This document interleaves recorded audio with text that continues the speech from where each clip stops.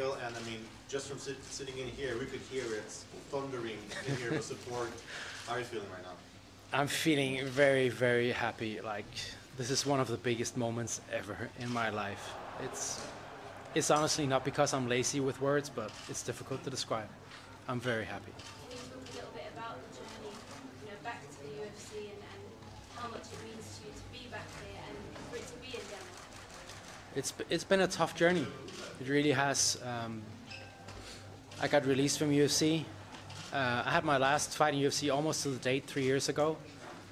Today, I got released, and I was already slipping into depression back then.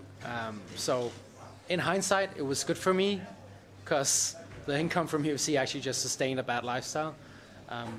But it was a hard crash, and it took me about a year of just fucking about and drinking way too many beers and eating way too many pizzas till I had an epiphany. I was told I was going to be a dad, and I had to change my life if I wanted to be the dad that I wanted to be for my daughter. And I also had ambitions for my career, so I took a decision, and from one day to the other, I turned my life around and crawled up from that deep dark hole of depression. Crawled back, not only like personally, but career-wise as well. I committed to taking a fight, lost it, and was so close to almost quitting again, just leaving it. But thought, okay, I've come this far. I haven't come this far to give up. And my goal was to get re-signed to UFC. So, I wouldn't gonna be re-signed if I didn't try and fight for it. So I kept on going, kept on fighting, got a lot of good wins in Cage Warriors, and now I'm here in fucking Royal Arena in Copenhagen, Denmark, for the first ever UFC event in Denmark, and getting that support from all over the world, especially the Danish fans. Not just on social media, but when I was walking into the fight in the cage, I could barely hear Bruce Buffer when I got introduced. I couldn't hear my corner in the fight.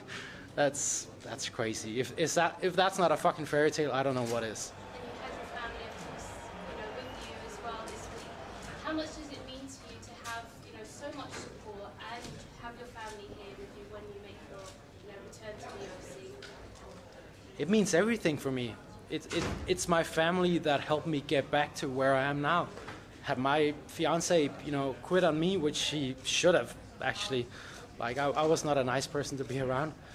Had she quit on me, I wouldn't be here. So it's of course a lot of people help me, but it's a lot of it is because of her. So I wouldn't be here without them. So I wouldn't wanna be here without them. So you mentioned that you couldn't hear your corner during the fight. Yeah. Did that complicate things, or how did you feel about Well, maybe a bit. I couldn't hear him, so I couldn't hear what they were saying. So I can't actually, But I knew the game plan pretty well, and Oliveira did what we expected in a good way. So it didn't make the biggest of difference. It's a luxury problem not being able to hear your corner over the celebration of the people celebrating you. So it's okay. When it comes to injury, how serious is your leg? Because you can see that it looks serious. Oh, the right leg is not too bad. It's more my left knee I'm a bit worried about. But the doctor said it was just a sprain. Right. So I think it's just from fighting and getting kicked and punched, and it's a bit swollen right now. So hopefully it won't be a big thing. But yeah, let's see. It's hurting a bit right now, but.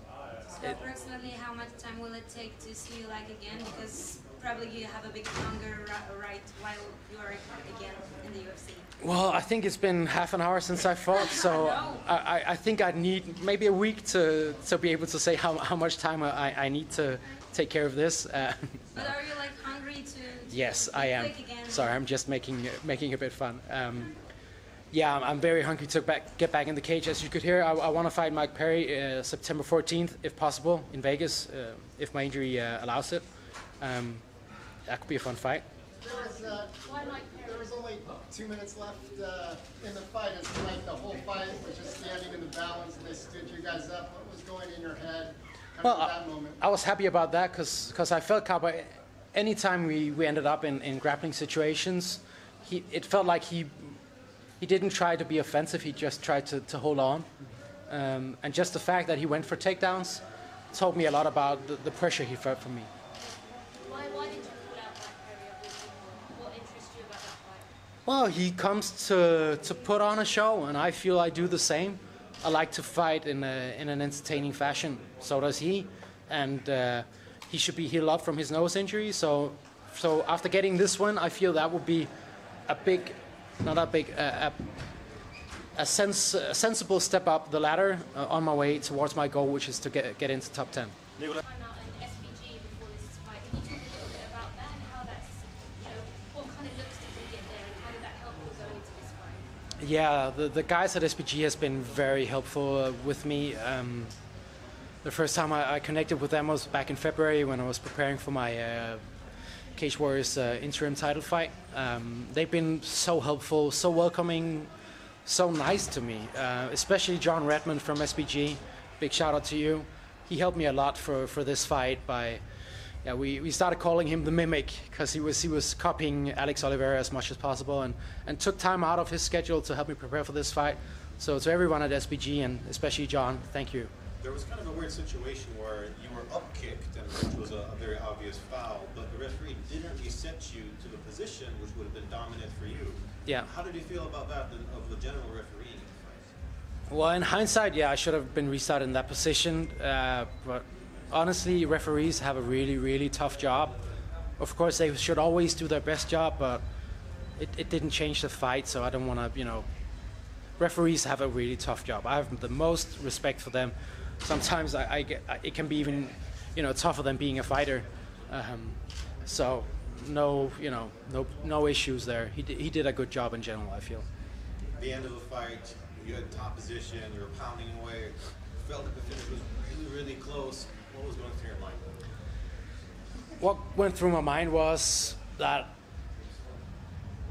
I really wanted to get that. I was trying to set up a submission, but he kept on. I don't know if he had his fingers in my glove. He definitely had a good grip on my wrist, and I couldn't really, get my hand loose and try and make any openings. So I just went for broke and tried to dominate him. But he's an incredible fighter. I'm happy to get that win.